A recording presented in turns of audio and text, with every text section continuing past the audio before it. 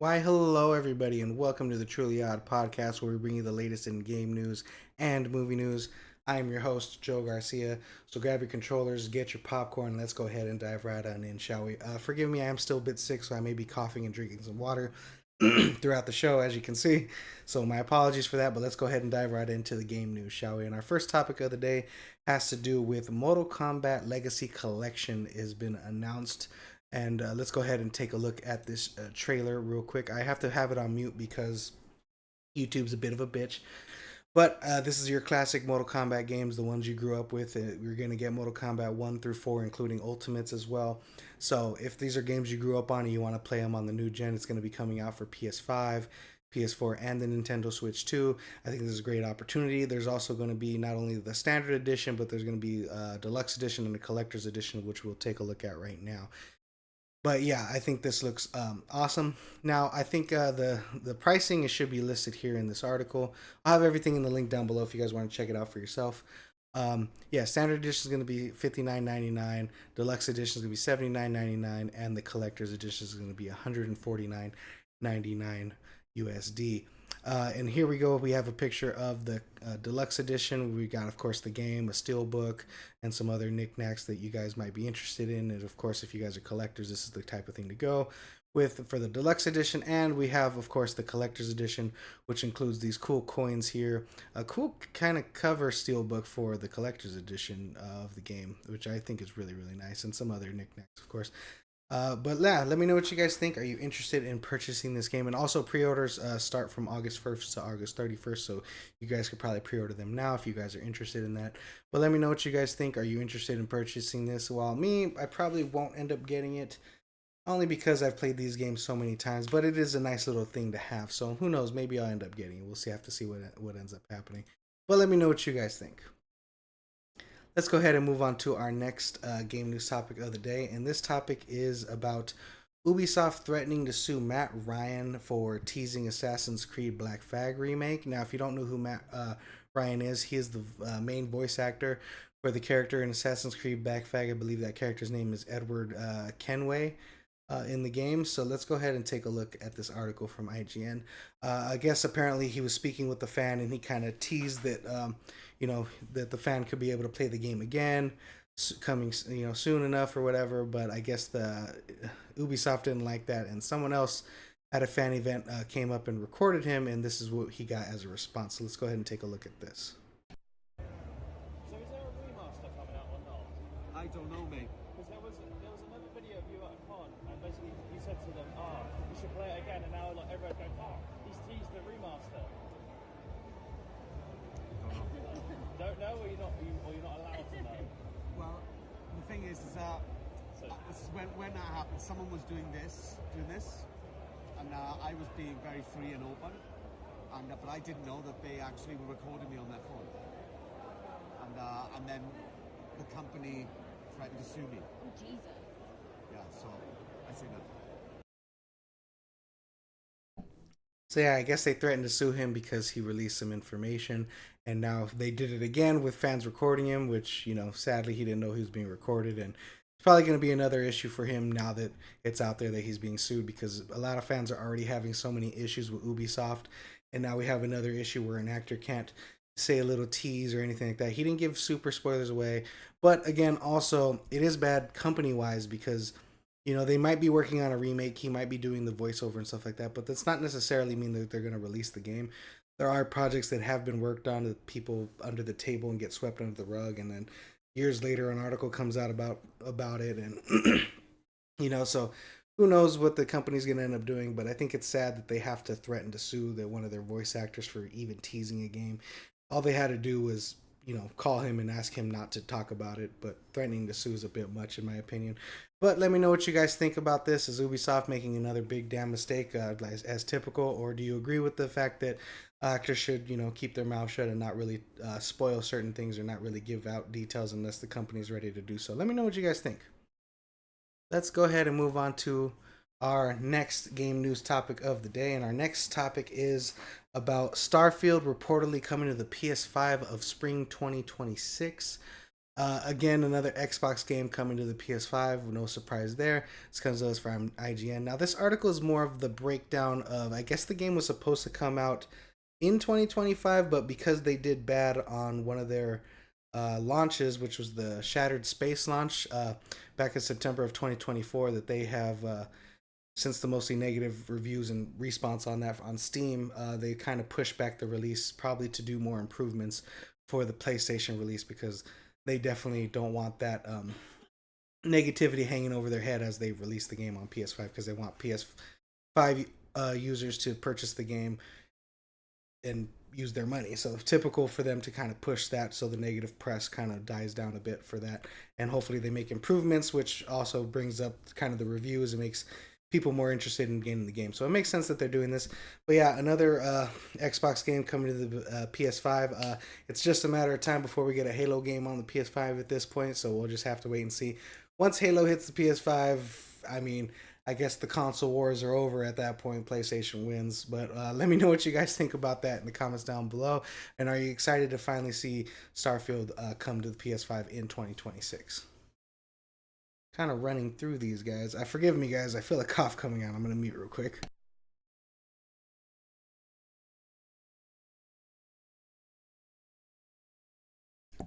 My apologies. Anyways, moving on to our next game news topic of the day. So we recently had the Battlefield 6 multiplayer reveal, and we also had the the campaign trailer reveal before that. And all that being said, we have now information that Battlefield 6 will not be coming to the Nintendo Switch 2.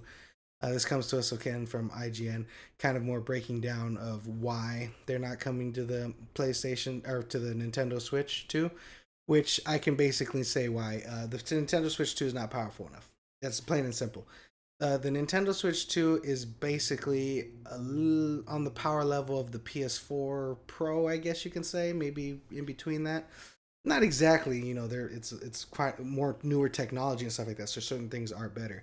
But but a game like this, Battlefield 6, won't be able to be supported on a platform like that. They're already not bringing the Battlefield 6 to the PS4. They're just strictly focusing on the newer generation of consoles and PC.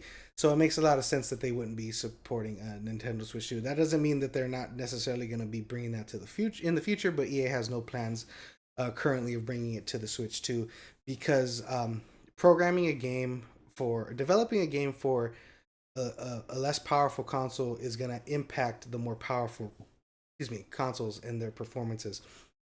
That's why most games that come out on a newer generation console kind of takes a couple years to develop it, maybe lower the graphical fidelity, lower some textures so they can bring it on lower end devices, whether it's a memory issue, whether it's a graphical issue, whether it's a performance issue. There could be so many different things. That's why it takes a while for things to get developed for other consoles and other platforms as well. So for the Nintendo Switch 2, it doesn't look like it's gonna be coming. Who knows? Maybe a couple years from now. But yeah, hopefully that doesn't mean that we're gonna have. I mean, that's a good thing that we're not gonna have performance issues for the newer generation console. But hopefully the Nintendo Switch 2 could have a game like this later on in the future. But let me know what you guys think of this story. Let's go ahead and move on to our final game news topic of the day, and this is kind of the big rumor mill, so take everything I say here with a grain of salt. Apparently, there's been leaked information that the PlayStation 6 console and its handheld version, the specs have hit online, and apparently we have the leaked details for what those specs are going to be. Now, if you guys want to take a look at this article, if I have from Game Rant, we have a YouTuber here. I forget his name. I think that's listed here. This guy right here. Yeah, so that guy right there. Anyways, he has a whole breakdown. So if you want to watch his video, it'll be linked in the description down below in the article, so you guys could watch his full detailed breakdown of what is leaked. But I kind of wanted to summarize it for you guys on some of the details of what supposedly these specs are. So I'm going to be looking away from the screen so I can break down to you guys these numbers, I guess. So the PS6 is currently codename, according to this. Remember, everything I say from now on is rumor. So the code name is Orion. So we'll see what happens with that code name. I don't know, but I guess the CPU is going to be about an 8 core Zen 6 or later. GPU is going to be about 40 to 48 RDN5, RDNA5 compute unit CUS. Excuse me. Clock speed is going to be up to 3 gigahertz or more. Uh, what is it? Ray tracing, major upgrades there, of course. Let's see. Architectural RDN5, of course, we just talked about that. Sorry, it's a lot of details. A lot of things can be similar. They have a release window rumored around fall 2027 or early 2028. The price rumor, of course, is around 600 or less for the PlayStation 6. And where is this one? Rasterization's performance is 3 times improvement over the PS5. What else we got here? And then for their handheld, they have a little bit of a breakdown as well. For the handheld, which is basically kind of their next Portal, I guess, or I don't know if it's going to be a PSP or like the Portal, but think of it like their version of the Switch 2. It's going to have a CPU of 4-core Zen 6, a GPU of 12 to 20 RDNA 5 compute units, clock speed of 1.6 to 2 gigahertz. The storage is going to be micro SD and a M2 SSD expansion support. Performance exception overclocked. No, that's not what I want. Estimated price would be $400 to $500. Release window for that would also be around fall 2026 or early 2028. That's all supposedly what's going on with this rumor. And if you guys didn't know how the specs break down, at least for the handheld, let me explain that to you. So let's compare it to the Switch 2 because that's another handheld device. It basically raw power. The PlayStation Portable would have more raw power. It would have more expandability as far as memory and storage. And it would have also more future-proofing performance because newer technology, of course, and stuff like that. But the Switch 2 will probably have more AI graphics and upscaling. It'll also have, of course, better price points because knowing that PlayStation's probably going to have bigger things. And, of course, they're going to have more exclusive games because the Switch 2 just has its own games and stuff like that. So we'll see what ends up happening. All this, again, is rumor. Nothing's guaranteed, and things are subject to change. We're still about 3 years out from a 2 to 3 years out from a PlayStation 6 even announcement. So everything's I said with a grain of salt, and things will probably change either for the better or for the worse, depending on what they got going on. And if you guys don't know how the GPUs and stuff like that break down, don't really worry about it all that much. Just know that it's good performance and things are looking to be really high end, almost like a mid to high end PC, I guess you could say, and mainly focused on video games, which is more beneficial for console users. And yeah, that does it for our game news topics of the day, guys. Let me know what you guys thought about all that, and let's go ahead and move on to our movie news topic, shall we? Our first movie news topic of the day, I guess we had a nice little tease for Spider-Man Brand New Day. I guess it's a suit up trailer or a suit teaser, I guess you can say. Let's go ahead and take a look at that, shall we? Oh, I have the wrong thing open. There we go. So this is about 18 seconds. Is there music playing over it? Let's just see what happens. Yep, there's music playing over it. YouTube's gonna be a bitch. But as you can see, it's just highlights over the suit and nothing big or anything like that. That's all it was. Jesus. Yeah, just a super teaser about the suit, its shininess and stuff like that. So I don't know if that's exciting for you guys. Not really for me. I thought it was kind of weird that they would tease that over anything else. And this article kind of has a useless breakdown, I guess you could say. But that's exciting to know that Spider-Man Brand New Day is in development and is coming. We're going to be seeing Mark Ruffalo as the Hulk in that movie, and the Punisher, John Bernthal as the Punisher, so that's going to be very exciting. And it's our lead into Avengers Doomsday, so that's also very exciting. So we'll see what ends up happening with the movie. I'm excited to see it. I'm excited to see more. I think it's useless for them to have dumb teasers like that, but some people get really hyped for stuff like that. So let me know what you guys think. Are you excited to see little dumb teasers like that, or are you more like me? You don't really care. You just want more. Give me more of the movie and hurry up. Moving on to our next movie news topic of the day. It looks like John Krasinski is going to be returning to direct, write, and produce A Quiet Place Part 3, set for summer 2027.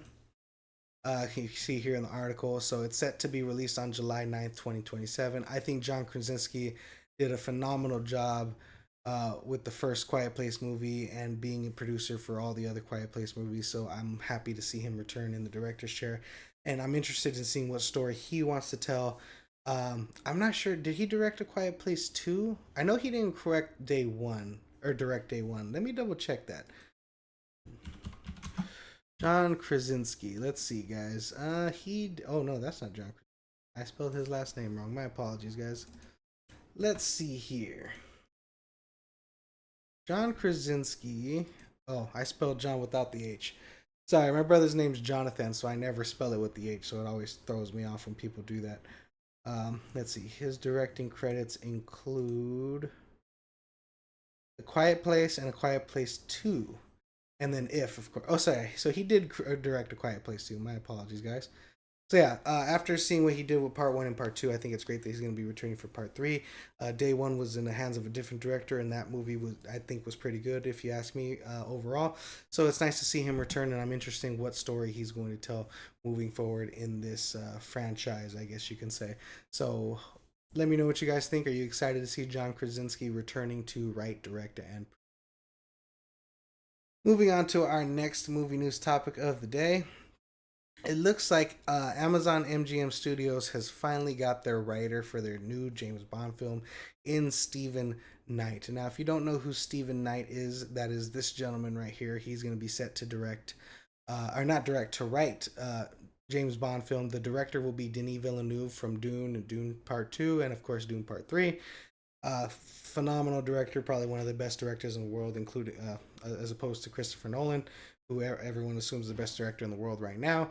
But yes, some of his credits, if you don't know, I have his IMDb open right here. So some of his credits include these projects, if you're interested in everything. But some of his highlighted projects are he was one of the creators and writers of Peaky Blinders.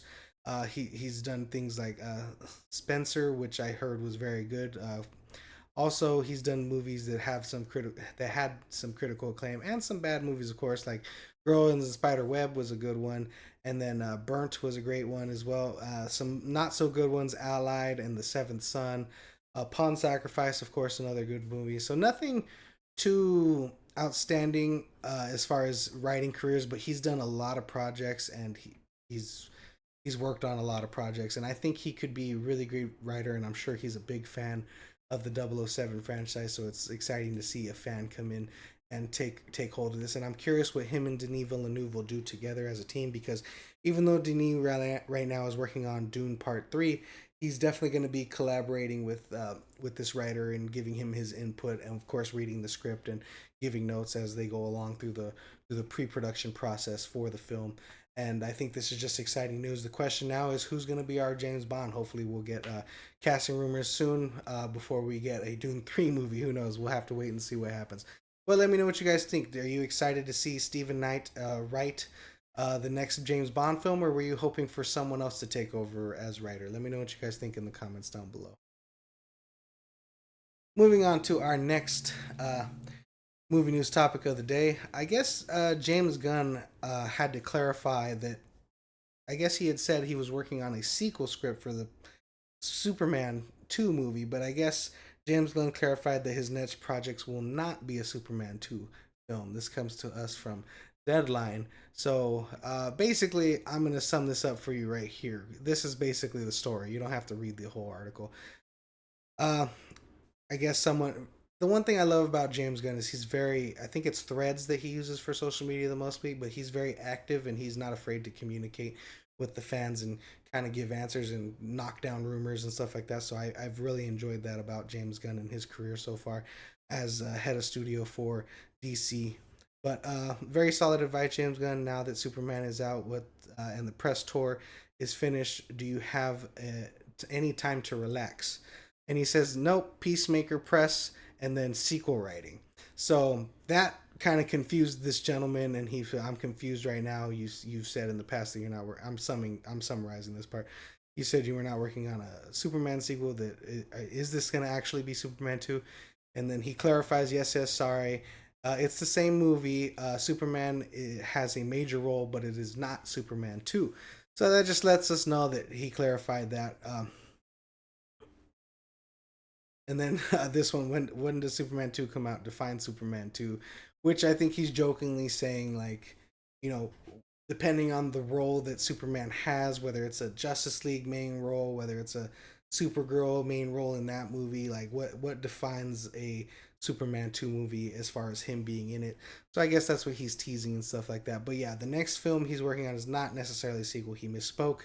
It is not Superman 2. It's probably, my assumption, it's going to be a Justice League esque movie he's working on because, look, they got Superman.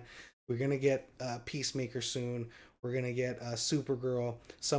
They're already working on a Wonder Woman script. They're working on, oh my God, what's that? A Batman script, but it's not Batman. It's Brave and the Bold. So I'm sure they'll have a Batman for that as well. They're doing a Clayface, which probably will also include maybe a Batman cameo. We have to wait and see. And other projects I'm sure they're working on. So my assumption is the next one James Gunn is going to be working on would be possibly a Justice League. It makes sense for that to be the next movie he directs, if not a Superman 2 sequel. But let me know what you guys think in the comments down below. Do you think he's just playing with everyone, just trying to get the news out there and the attention? Or do you agree with him there? Do you believe him and he's not working on a Superman 2 sequel? Excuse me, guys. I need to clear my throat for a second.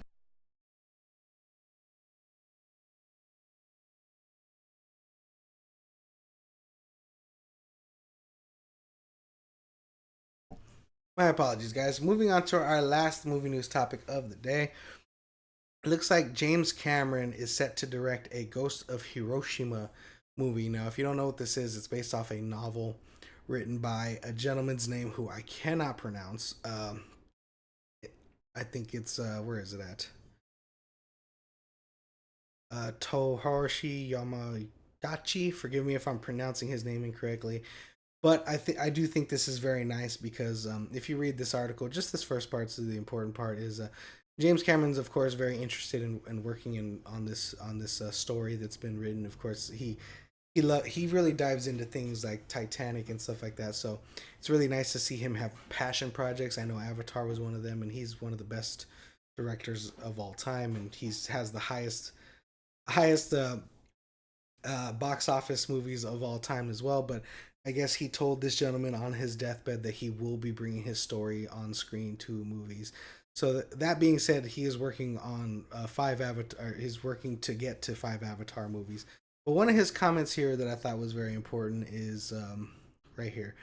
Not since Titanic have I found a more powerful and heartbreaking, inspiring real life story as found in Ghost of Hiroshima by Charles Pellegrino. Oh, Charles Pellegrino is the writer of the book, but it's this gentleman's story right here in the picture.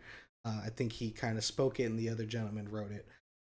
Anyways, let me continue off with James Cameron. This is an amazing book and a film I am excited to direct.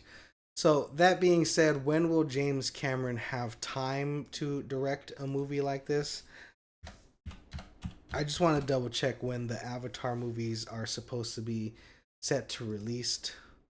Um, so we got Fire and Ash coming this year. Avatar movies in order. Let's see. So we supposed to be getting Avatar Fire and Ash this year in 2025. We're gonna right now the slate says Avatar 4 is gonna come out in 2029, and then Avatar 5 is gonna come out in 2031. Now, 2031 is 6 years from now. James Cameron is approximately 70 years old. So he's gonna delve his heart and soul into those Avatar projects. That doesn't necessarily mean that he won't have time for Ghost of Hiroshima, and here's why. It's possible that he might give the Avatar 5 to a different director so he can take over filming this. Also, I think he's filming the Avatar movies back to back, if I'm not mistaken, or all in once. So most of the time, and most of the reason it's taking so long is more the CGI than it is the directing and the performances. So I think with that being said, if he has kind of everything set in stone as far as acting and performances and everything he wants, he can go off and work on a different project and kind of oversee visually what he wants storytelled wise in Avatar. So there's ways that he can do this before he finishes Avatar 5, whenever that may be. But but it will hinder his ability to do this because I know something's gonna happen. Either this film, Ghost of Hiroshima, will be hindered, or one of the Avatar films will be hindered because there's other things he also wants to do. He's also mentioned about doing Terminator again. He's also mentioned some other franchises that he's interested in. So it's very curious when he's going to do. I don't think James Cameron has any plans to retire anytime soon. I think he's going to be like Clint Eastwood, working to his 90s. But I think it's going to be difficult for him to pull this off. But if anyone could do it, it's James Cameron. And the way he tells stories from Titanic, Avatar, Terminator, True Lies, he just does phenomenal work, and I cannot wait to see what he does with a story like this and with a film like this. And seeing that he has not only promised someone on their deathbed, but also knowing that his heart and soul is going to be in this because of that, in my opinion, I just think this movie, he's gonna probably one of his best films. We'll have to wait and see what happens. But let me know what you guys think. Are you excited to see Ghost of Hiroshima, or are you more focused on hoping he gets his Avatar movies out done quicker than they are already slated to be? Let me know what you guys think in the comments down below. Yeah, and that's a wrap for. Oh God, hold on.